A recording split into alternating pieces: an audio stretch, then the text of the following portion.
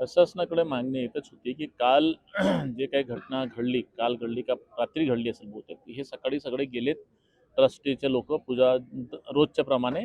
तर त्यांना एक वेगळं चित्र तिथे दिसला आणि त्याच्यामुळे त्यांनी मला वाटते पोलीस प्रशासनाला कळवलं.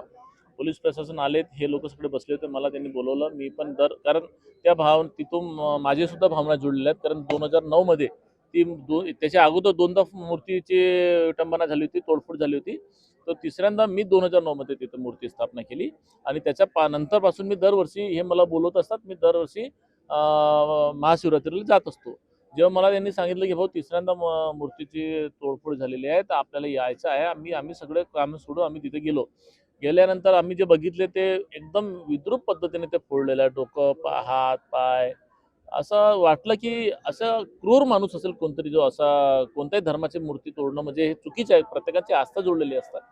आणि ते महाकालाची शिवजीची मूर्ती तोडलं.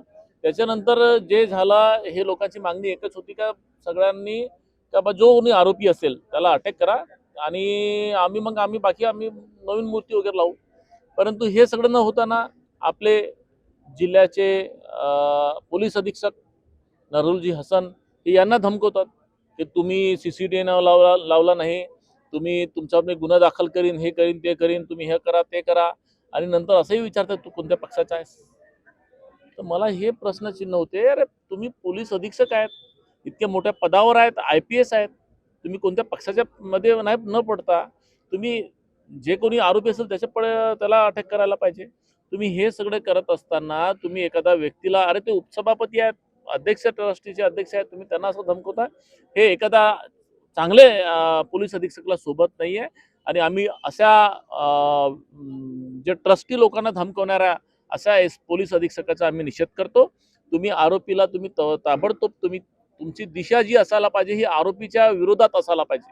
कोणीही असेल त्याला अटक करायला पाहिजे. तुम्ही त्यांना सोडून या ट्रस्टी लोकांना धमकवता, या पदाधिकाऱ्यांना धमकवता, यांना CCTV लावा म्हणता, यांना पक्ष विचारता. तर ह्या अशा पोलीस अधीक्षकाचा आम्ही निषेध करतो.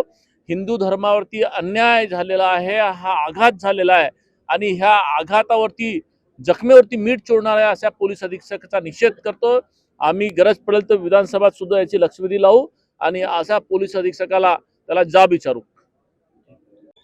आमची भूमिका हीच राहील की वारंवार जर आमच्या आमच्या हिंदू देवी देवतांची विटंबना जर होत असेल आणि जी जागृत आमची भगवान शंकराची मूर्ती आहे तिला जर वारंवार फोडल्या जात असेल, जो कोण माथेफिरू असेल किंवा जो कोण समाजकंटक असेल त्याला तिथून काय साध्य करायचं आहे त्यांना ते सांगायला तरी पाहिजे. आमच्यावर अन्याय झाला, आमचा काही विषय असेल आम्हाला त्यांनी मारायला पाहिजे, परंतु आमच्या मूर्तीने काय केलं?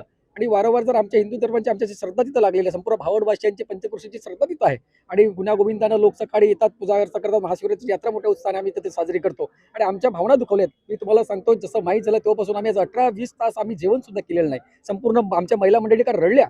माझी एकच विनंती आहे प्रशासनाला की तुम्ही काल आम्हाला 24 तासाचा अल्टिमेटम दिला होता, परंतु आपण अद्यापही कोणत्याच आरोपीला तुम्ही शोध घेऊ शकला नाही. आरोपीचा त्याला जर शिक्षा झाली नाही, तो जर मिळाला नाही, तर आम्ही पुन्हा साहेबांच्या वतीनं त्यांच्या नेतृत्वामध्ये भंडाऱ्याला शुक्रवारला भव्य मोर्चा काढणार आहोत आणि जोपर्यंत त्याला मिळत नाही आरोपी तोपर्यंत आम्ही स्वस्थ बसणार नाही, आम्ही थांबणार नाही.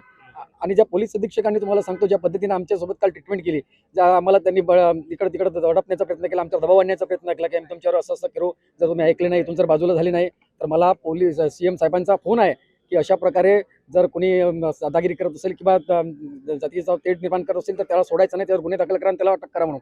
आणि एवढ्या पद्धतीनं आमच्यापर्यंत गेले. एवढंच नाही तर आम्हाला खूप इथे आणल्यानंतर सुद्धा आम्हाला त्यांनी ट्रेस केलं. आम्हाला वारंवार अरे आम्ही त्याचे रक्षण करतो, आम्ही 21 वर्षापासून त्या मूर्तीची पूजा अर्चा करतो. तुम्ही संपूर्ण भाबड वैश्यांना विचारा, परिसरातल्या सर्व लोकांना विचारा. तो एक माझ्यासाठी वेगळा विषय. म्हणून आमचं एकच म्हणणं सर्व मंडळीचा सृष्टीचा की लवकरात लवकर त्या आरोपीला पकडा आणि आमचं जर काही सहकार्य लागत असेल तर आम्ही तुम्हाला सहकार्य करायला 100% तयार आहोत, परंतु आम्ही आरोपी भेटल्याशिवाय शिस्त बसणार नाही. लोकशाही मराठी ऐका, पहा, जागरूक रहा.